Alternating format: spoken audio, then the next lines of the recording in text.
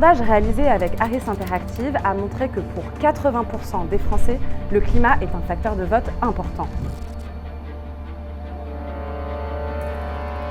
Dès le mois de juin, nous tirerons au sort 150 citoyens pour constituer ce début de conseil de la participation citoyenne. Cette convention, je m'y engage, sera soumise sans filtre.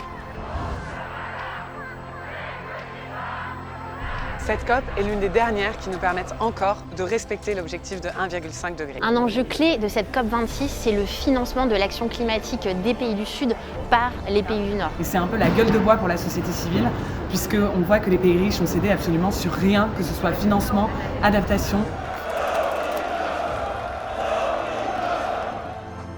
Et on va attaquer tout simplement l'État français en justice. Pour inaction face au dérèglement climatique.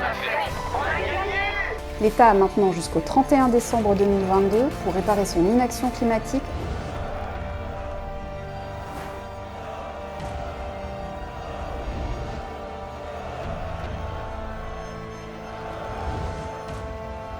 Ça veut dire tout d'abord développer massivement les transports en commun, comme le bus ou encore le train. Développer les modes actifs, comme le vélo.